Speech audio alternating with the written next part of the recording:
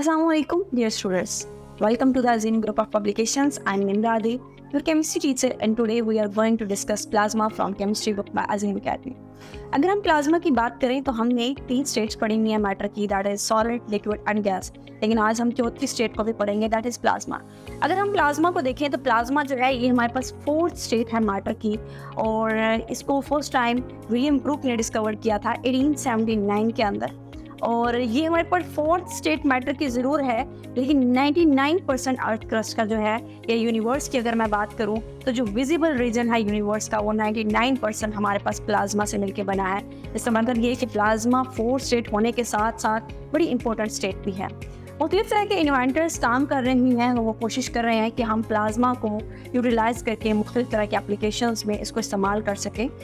लेकिन प्लाज्मा एक complicated state है, इसके साथ काम करना भी इतना आसान नहीं है। मुख्तलिफ तरह के प्लाज्मा हैं, नेचुरल भी हैं और आर्टिफिशियल भी हैं। मुख्तलिफ तरह के हमारे पास इंस्ट्रूमेंट्स के अंदर या मुख्तलिफ तरह की डिवाइसेस के अंदर हम प्लाज्मा को यूटिलाइज़ करने की कोशिश कर रहे हैं। इस वक्त इसको नॉर्मली हम फ्लोरेसेंट जो बल्ब्स हैं उनके अंदर इस्तेमाल करते हैं। इसके अलावा मुख्तलिफ तरह के इन्वेंटर्स ने स्पेशल चैम्बर बनाए हैं जहाँ पे प्लाज्मा के साथ काम करके मुख्तलिफ तरह के इसकी एप्लीकेशंस को हम बना सकें या उसको मुख्तलिफ तरह से यूटिलाइज़ कर सकें। इसके अलावा अगर मैं प्लाज्मा की बात करूँ कि प्लाज्मा पाया कहाँ जाता है, तो ये तकरीबन हमारे यूनिवर्स में हर जगह पाया जाता है। और अगर प्लाज्मा की डेफिनेशन की बात की जाए तो प्लाज्मा बेसिकली क्या है? The ionised gas mixture consisting of ions, electrons and the neutral atom is called plasma।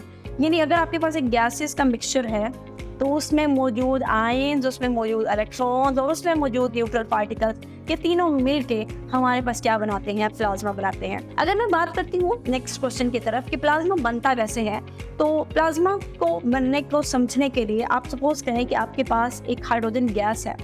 उस हाइड्रोजन गैस को आप हीट करेंगे और उसको हीट करने के लिए टेम्परेचर 2000 दिया गया। जैसे ही उसको हीट दिया गया, इतना टेम्परेचर दिया गया, तो उसके जो हाइड्रोजन का मॉलिक्यूल्स है वो ब्रेक डाउन होगा।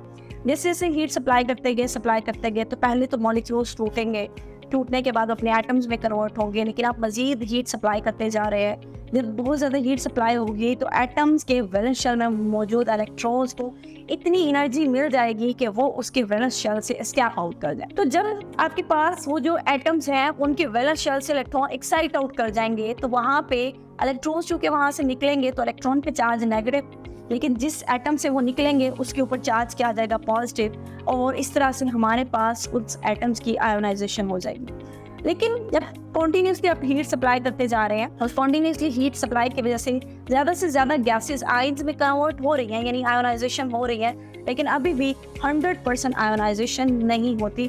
कुछ मॉलिक्यूल्स अनआयोनाइज्ड रहते हैं, यानी इंटेक्ट फॉर्म में रहते हैं, यानी न्यूट्रल फॉर्म में रहते हैं, अभी तक वो आयंस में कंप्लीट नहीं होते। तो उस टाइम उस मिक्सचर को, जिसमें वो इलेक्ट्रॉन्स भी मौजूद हैं जो रिलीज हुए, वो मेटल आयंस भी मौजूद हैं, प्लस वो न्यूट्रल पार्टिकल्स जो अभी तक आयोनाइज नहीं हो सके, इस तरह के मिक्सचर को हम क्या कहते हैं? हम कहते हैं कि दिस इज कॉल्ड प्लाज्मा। अगर अपने बुक के अकॉर्डिंग देखें, when more heat is supplied and electron में gain enough energy to escape its atom, यानी आप एनर्जी सप्लाई कर रहे हैं तो वैलेंस शेल में मौजूद इलेक्ट्रॉन्स को इतनी एनर्जी मिल जाती है कि वो वहाँ से एस्केप आउट हो जाएं। These atom loses one electron and develop a net positive charge। वहाँ से एक इलेक्ट्रॉन रिमूव होगा और उस मेटल के ऊपर या उस एलिमेंट के ऊपर या उस एटम के ऊपर चार्ज क्या आ जाएगा? पॉजिटिव हो जाएगा। और जैसे वो पॉजिटिव में आ गया, इसका मतलब वो आयन के अंदर कन्वर्ट हो गया, यानी कैटायन के अंदर कन्वर्ट हो गया। आप हीट सप्लाई करते जा रहे हैं, आयोनाइजेशन होती जा रही है, लेकिन सारी आयोनाइजेशन नहीं हुई, कंप्लीटली आयोनाइजेशन नहीं हो पाती। कुछ हमारे पास न्यूट्रल पार्टिकल्स भी रह जाते हैं, और वो न्यूट्रल पार्टिकल्स, वो इलेक्ट्रॉन्स और प्लस वो कैटाइंस जो आयंस के फॉर्म में मौजूद हैं, ये मिलकर हमारे पास क्या बनाते हैं? प्लाज्मा। उसके बाद नेक्स्ट क्वेश्चन हमारे पास आता है कि प्लाज्मा की टाइप्स कितनी हैं? प्लाज्मा की 2 टाइप्स हैं, एक नेचुरल प्लाज्मा और एक आर्टिफिशियल प्लाज्मा। अगर मैं नेचुरल प्लाज्मा की बात करूं तो नेचुरल प्लाज्मा जो है ये सिर्फ हाई टेम्परेचर पे एग्जिस्ट करते हैं और इनका टेम्परेचर 20,000 से ज़्यादा होता है। कम से कम भी 20,000 है, तो 20,000 से ज़्यादा टेम्परेचर का मतलब है कि बहुत ज़्यादा हीट है, मतलब बहुत ज़्यादा गर्म है। और बहुत ज़्यादा गर्म होने की वजह से कोई भी चीज़ जो उसके साथ टच करती है, ये उस चीज़ को क्या कर देते हैं? एवापोराइज कर देते हैं, यानी उसको वेपर्स में कन्वर्ट कर देते हैं। इतना वो गर्म हमारे पास मटेरियल है नेचुरल प्लाज्मा कि जिस भी चीज़ को टच करेगा उसको वेपराइज में कन्वर्ट कर देगा। तो नेचुरल प्लाज्मा जो है वो 20,000 से ज़्यादा टेम्परेचर होता है और हाई टेम्परेचर में एग्जिस्ट करता है। आप इसको लो टेम्परेचर पे एग्जिस्ट करवा सकते हैं, लेकिन तब कंडीशन है कि वैक्यूम अगर मौजूद होगा, वैक्यूम की प्रेजेंस में आप लो टेम्परेचर पे इसको मेंटेन करवा सकते हैं। एंड नेचुरल प्लाज्मा के अंदर ब्रेक डाउन इतनी आसानी से नहीं होती। डू नॉट ब्रेक डाउन और रिएक्ट रैपिडली, ये इतनी आसानी से ब्रेक डाउन भी नहीं होता और इतनी आसानी से रिएक्ट भी नहीं करता। और अगर इसी से अगली बात करूं मैं आर्टिफिशियल प्लाज्मा की, तो आर्टिफिशियल प्लाज्मा का टेम्परेचर 20,000 से ज़्यादा नहीं है, बल्कि 20,000 से कम है। अब 20,000 से कम है और आपने आर्टिफिशियल प्लाज्मा अगर बनाना है तो आप क्या करेंगे, गैस लेंगे, उसकी आयोनाइजेशन करवाएंगे। और आयोनाइजेशन आप खुद करवाएंगे इसलिए क्योंकि हम उसकी आयोनाइजेशन करवा रहे हैं, इससे इसको क्या कहते हैं, आर्टिफिशियल प्लाज्मा कहते हैं। यानी this is created by the ionisation of the gas mixture.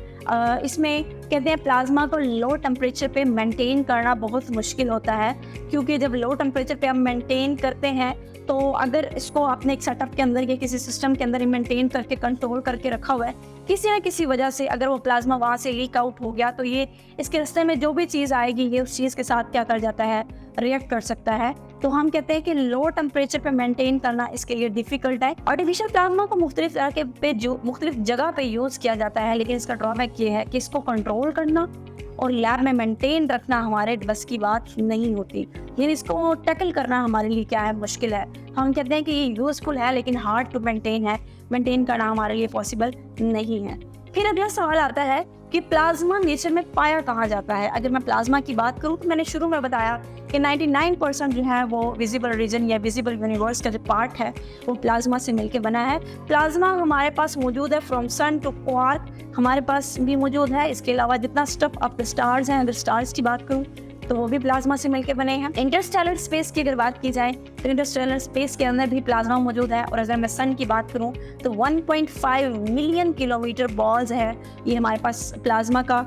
और ये भी इतना ज़्यादा टेम्परेचर इसका इसलिए होता है क्योंकि यहाँ पे फ्यूजन के प्रोसेस हो रहे हैं, उसके दौरान मुख्तलिफ तरह के फ्यूजन प्रोसेस की वजह से ये हीट अप होता रहता है। इसके अलावा मुख्तलिफ तरह की जगह पे नेचर में ये प्लाज्मा भी पाए जाते हैं, लाइक अरोराज में, लाइटनिंग बोल्ट्स के अंदर भी मौजूद हैं। इसके अलावा फ्लोरेसेंट लाइट बल्ब जो होते हैं उनके अंदर प्लाज्मा को यूज़ किया जाता है।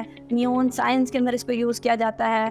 और ये हमारे पास मुख्तलिफ तरह की इससे पर्पसेस के लिए इसको इस्तेमाल किया जाता है। लास्ट अगर मैं पोर्शन की बात करूँ कि प्लाज्मा सन और क्वार्क में है, सन में है, स्टार्स में है, इंटरस्टेलर स्पेस में है, अरोराज में है, फ्लोरेसेंट बल्ब्स में है, तो लास्ट जो पोर्शन है दैट इज एप्लीकेशंस, यानी हमारे पास प्लाज्मा कहाँ कहाँ पाया जाता है। इनमें से सबसे पहले अगर मैं बात करूँ that is fluorescent light bulb. जो नॉर्मल हम बल्ब यूज़ करते हैं उसमें प्लाज्मा नहीं पाया जाता। बेसिकली होता क्या है कि एक लंबी सी ट्यूब होती है, उसके अंदर आप एक गैस को फिल कर देते हैं और जैसे ही आप लाइट ऑन करते हैं तो एनर्जी सप्लाई होती है। उस एनर्जी की वजह से जो एनर्जी उस लाइट ऑन करने की वजह से उस ट्यूब में से इलेक्ट्रिसिटी या करंट या एनर्जी फ्लो करेगी। जैसे ही वो एनर्जी या करंट जो है वो फ्लो करेगा तो हमारे पास वो उसके अंदर मौजूद जो गैस है वो चार्ज हो जाएगी। यानी आपने चैम्बर लिया, उसमें गैस डाली, बटन ऑन किया, बटन ऑन करने के बाद वहाँ से एनर्जी आएगी, वो एनर्जी उस प्लाज्मा में से फ्लो करेगी और उस प्लाज्मा गैस को क्या कर देगी, चार्ज कर देगी। चार्जिंग और डिस्चार्जिंग का मतलब क्या है कि चार्जिंग हुई तो एक्साइटेड इलेक्ट्रॉन एक्साइट हो जाएंगे, डिस्चार्जिंग का मतलब है इलेक्ट्रॉन भी एक्साइट हो जाएंगे। तो एक्साइटेशन और डी एक्साइटेशन के दौरान या चार्जिंग या डिस्चार्जिंग के दौरान हमारे पास मुख्तलिफ तरह के कलर्स प्रोड्यूस करते हैं। ये जो बल्ब है उसके अंदर शाइन प्रोड्यूस होती है, ग्लो प्रोड्यूस होता है, इसको कहते हैं fluorescent light bulb. Fluorescent light bulb से नेक्स्ट हमारे पास है नियॉन साइंस की बात हो रही है। नियॉन साइंस कैसे है, अगर आप लोग मैकडॉनल्ड का जैसे एक साइन है तो उन मैकडॉनल्ड साइन के अंदर नाइट टाइम की रोशनी होती है, तो बेसिकली इस तरह के जो साइंस होते हैं उनको हम नियॉन साइंस कहते हैं। मुख्तलिफ कॉफ़ी शॉप्स के बाहर आपके पास एक सिंबल लिखा होता है जिसमें लाइटिंग ऑन हो रही होती है, तो इस तरह के जो साइंस होते हैं इनको हम नियॉन साइंस कहते हैं। नियॉन साइंस बेसिकली क्या होता है, एक ग्लास की ट्यूब है जिसमें आप एक गैस को फिल करेंगे। जैसे ही इलेक्ट्रिसिटी ऑन की जाती है उसमें मौजूद गैस जो है वो आयोनाइज होगी और आयोनाइज होकर वो प्लाज्मा बनाएगी और मुख्तलिफ तरह के कलर्स डिस्चार्ज होंगे। उन कलर्स को हम ऑब्जर्व करेंगे, पिंक भी होगा, ग्रीन कलर भी होगा, ब्लू कलर भी। तो मुख्तलिफ तरह की हमें लाइटिंग जो है वो उसके अंदर नज़र आएंगी नियॉन साइंस के अंदर। लेकिन किस कलर की लाइट होगी या किस कलर की रोशनी हमें ऑब्टेन होगी ये डिपेंड करता है कि नियॉन साइंस के अंदर हमने गैस कौन सी फिल किया। नॉर्मली हम नियॉन गैस को फिल करते हैं, लेकिन इसके अलावा मुख्तलिफ तरह के और गैसेस भी हैं, उनको आप उस ग्लास की ट्यूब के अंदर फिल करते हैं। डिपेंडिंग कि कौन सी गैस है और कितना साइज़ है उस गैस मॉलिक्यूल्स का, मुख्तलिफ तरह के कलर्स जो हैं वो हमें ऑब्टेन होंगे। उसके बाद नेक्स्ट हमारे पास है plasma processing of the semiconductors में भी इसका यूज़ है। सेमीकंडक्टर्स में इसको यूज़ किया जाता है मुख्तलिफ तरह के मेडिकल इंस्ट्रूमेंट्स को यूज़ करने के बाद साफ़ करने के लिए, उनकी स्टेरिलाइजेशन के लिए भी आप प्लाज्मा को यूज़ करते हैं। इसके अलावा माइक्रोवेव सोर्सेज जो हैं वहाँ पे भी हम इसको इस्तेमाल करते हैं। लैंप्स में यूज़ होता है, लेजर्स में यूज़ होता है और डायमंड कोटिंग के लिए भी इसको इस्तेमाल करते हैं। इसके अलावा अगर मैं इसकी मज़ीद बात करूँ तो मुख्तलिफ तरह के जो हमारे पास इसकी अगर मैं बात करूँ तो मुख्तलिफ तरह के एप्लीकेशंस इसके अंदर हैं, such as the generation of the electrical energy from the fusion pollution control and the removal of the hazardous chemical. मुख्तलिफ तरह के वेस्ट मटीरियल और डेंजरस मटीरियल्स को रिमूव करने के लिए भी प्लाज्मा को यूज़ करते हैं। इसके अलावा प्लाज्मा हमारे घरों में यूज़ होता है, हमारे ऑफिस को, हमारे होम्स को लाइट अपनी रोशनी देने के लिए अंधेरे में इसके लिए भी इस्तेमाल करते हैं। इसके अलावा लास्ट अगर इसके यूज़ की बात करूँ तो ये मुख्तलिफ तरह के लेजर्स को चलाने में इस्तेमाल करता है। इसके अलावा पार्टिकल एक्सेलरेटर में प्लाज्मा को यूज़ किया जाता है। मुख्तलिफ तरह की फूड को पास्चराइज करने में प्लाज्मा को यूज़ करते हैं। इसके अलावा मुख्तलिफ तरह के टूल्स बनाने के लिए प्लाज्मा को इस्तेमाल किया जाता है और ऐसे टूल्स जिनको जंग ना लग सके। लास्ट पे है आपके पास फ्यूचर हॉरिजॉन। फ्यूचर हॉरिजॉन में क्या है, साइंटिस्ट काम करने की कोशिश कर रहे हैं, वो कोशिश कर रहे हैं कि प्लाज्मा को ज़्यादा से ज़्यादा यूटिलाइज़ किया जा सके और इसको ज़्यादा से ज़्यादा काबिल इस्तेमाल लाया जा सके। लेकिन प्लाज्मा क्योंकि हाई टेम्परेचर है तो उसको मेंटेन करना मुश्किल है। वो कोशिश कर रहे हैं कि प्लाज्मा को लो एनर्जी प्लाज्मा को मेंटेन किया जाए या लो एनर्जी प्लाज्मा को कंट्रोल करके बनाया जाए और उसको हम मुख्तलिफ तरह के यूजेस में इस्तेमाल कर सकें। नेक्स्ट हमारे पास क्या है जी, application of the magnetic fields involve the use of the plasma. हम यहाँ पे भी इसको प्लाज्मा को इस्तेमाल करते हैं। मैग्नेटिक फील्ड की वजह से प्लाज्मा को लो एनर्जी स्टेट में कन्वर्ट कर दिया जाता है।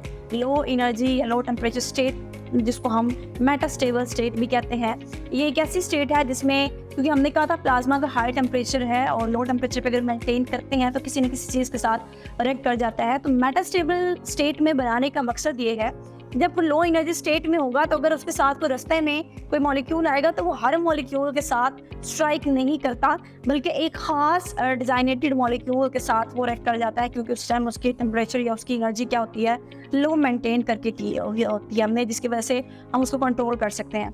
इसके अलावा इसकी अगर मैं बात कर दूँ तो हमारे पास जो साइंटिस्ट हैं वो कोशिश कर रहे हैं कि मुख्तलिफ तरह से मुख्तलिफ पर्पसेस से इसको इस्तेमाल किया जा सके।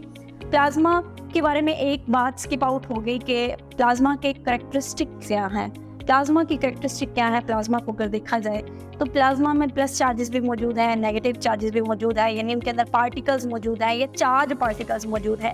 इन चार्ज पार्टिकल्स की मौजूदगी की वजह से अगर आप इसको इलेक्ट्रिक फील्ड में रखें या मैग्नेटिक फील्ड में रखें तो ये इलेक्ट्रिक फील्ड में भी रिस्पॉन्स शो करेगा और मैग्नेटिक फील्ड में भी रिस्पॉन्स शो करता है। इसका मतलब ये है, it have a charge particles and it response to the both electric field and magnetic field. और तीसरी अगर मैं बात करूँ तो इसमें जितना प्लस चार्ज है उतना ही नेगेटिव चार्ज होता है। तो हम कह सकते हैं कि मैक्रोस्कोपिकली ये न्यूट्रल होते हैं। और अगर इसके स्ट्रक्चर्स को मजीद देखा जाए तो हमें पता चलेगा कि इसके अंदर बड़ी यूनिक एंड फैसिनेटिंग इंट्रैक्शंस, बड़ी कम्प्लेक्स इंट्रैक्शंस पाई जाती हैं प्लाज्मा के अंदर। So this was the characteristic of plasma. I hope कि आपको प्लाज्मा की समझ आ गई होगी। प्लाज्मा क्या है, प्लाज्मा बनता कैसे है, प्लाज्मा के टाइप्स क्या हैं, प्लाज्मा कहाँ पाया जाता है, प्लाज्मा के कैरेक्टरिस्टिक क्या हैं, प्लाज्मा के एप्लीकेशंस क्या हैं और प्लाज्मा के फ्यूचर हॉरिजॉन्स क्या है। सो आई होप कि आपको आज के लेक्चर की समझ आ गई होगी। आज के लिए इतना ही। अल्लाह हाफिज़।